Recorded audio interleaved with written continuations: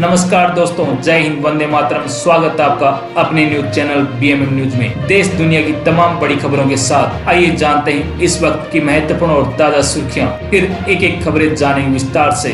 तो बढ़ते हैं सुर्खियों की ओर। इसी बीच बड़ी खबर निकल कर आ चुकी है।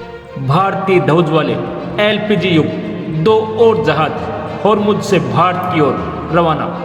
इजराइल, अमेरिका और ईरान में चल रही भीषण जंग के बीच स्टेट ऑफ होर्मुज से 2 भारतीय ध्वज वाले LPG टैंकर जगबसंत और पाइन गेस वर्तमान में फारस की खाड़ी से भारत की ओर रवाना हो रहे हैं। ये जहाज लारक कैसम चैनल की ओर बढ़ रहे हैं। दुनिया के सबसे संवेदनशील और रणनीतिक समुद्री मार्ग होर्मुज जल डमरू मध्य से गुजरेंगे।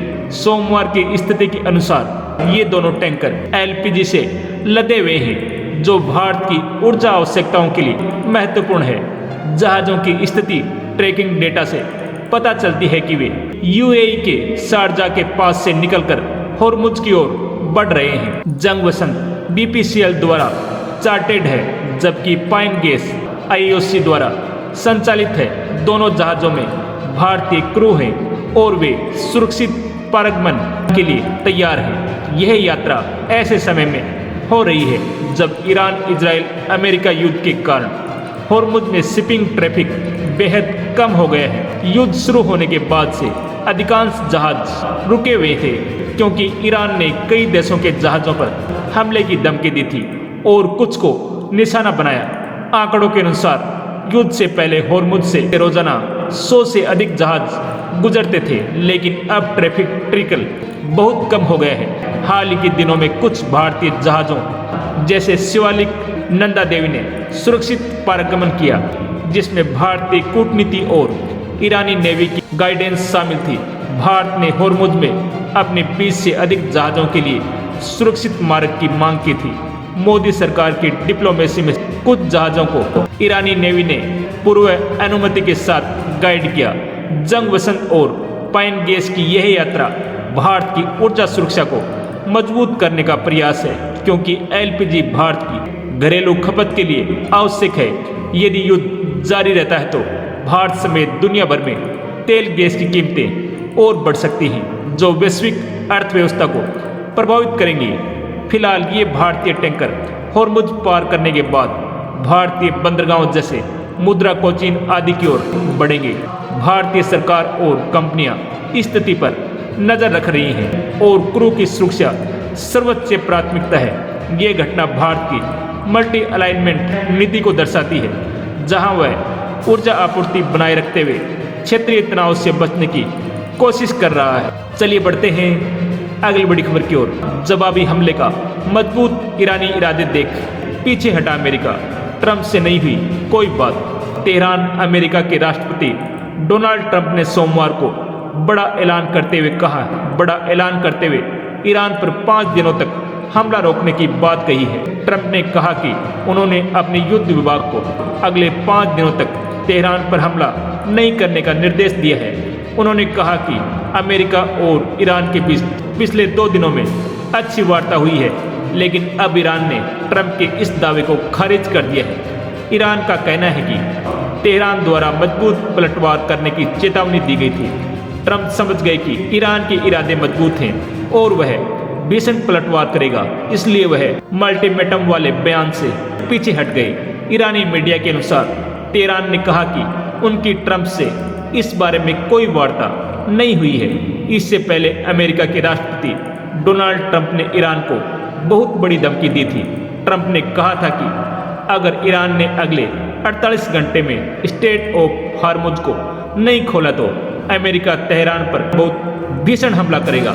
अमेरिका ने कहा था कि इस हमले में अमेरिकी सेना ईरान के पावर ग्रिड और बिजली संयंत्रों को निशाना बनाएगी। ट्रंप की इस धमकी के बावजूद ईरान ने कहा था कि अगर ट्रंप ऐसा करते हैं तो तेहरान अमेरिका के सारे पावर नेटवर्क को ध्वस्त कर देगा। यानी ईरान ने पूरे मिडिल ईस्ट में अमेरिका के बिजली संयंत्रों को निशाना बनाने की बड़ी धमकी दी थी।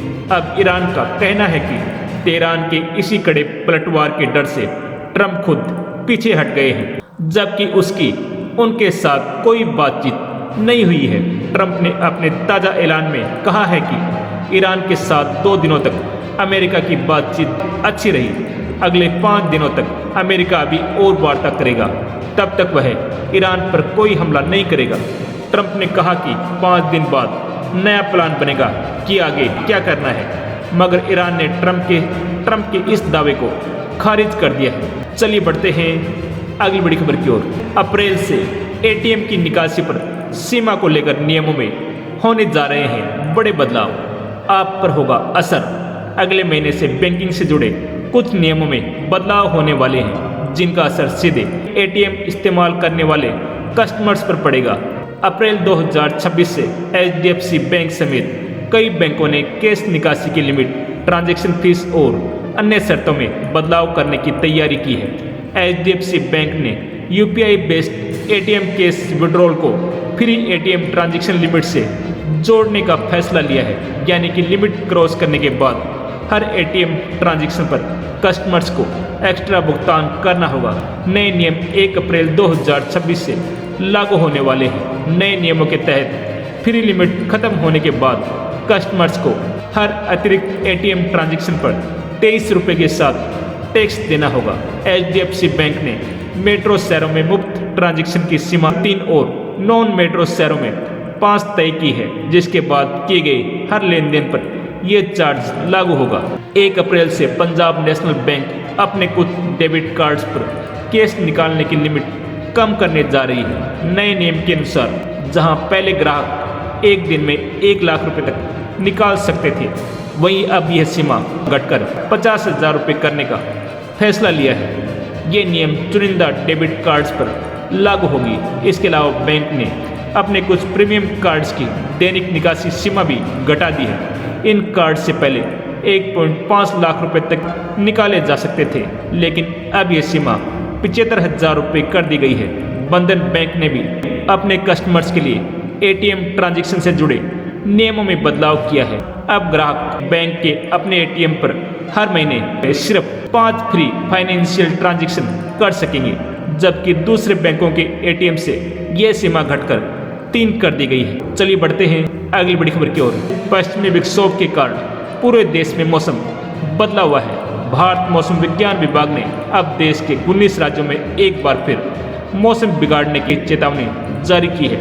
लगातार सक्रिय हो रहे पश्चिमी विक्षोभ के कारण उत्तर पश्चिम, पूर्वोत्तर और पूर्वी भारत में बारिश, गरज चमक, तेज हवाओं के साथ कई जगहों पर भारी बारिश के आसार हैं। इस दौरान कई राज्यों में 30 से 70 की स्पीड में हवा चल सकती है। आने वाले दिनों में उत्तर पश्चिम भारत में तापमान 3 से 5 डिग्री तक बढ़ सकता है।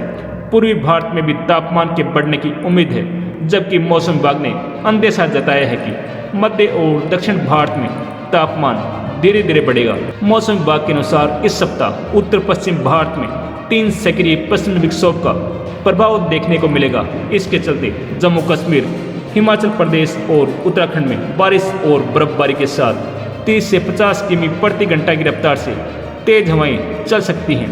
पंजाब, हरियाणा, चंडीगढ़ और दिल्ली में 26 मार्च को गरज चमक के साथ झमाझम बारिश हो सकती है, जबकि राजस्थान में 28 मार्च को आईएमडी ने बारिश की संभावना व्यक्त की है।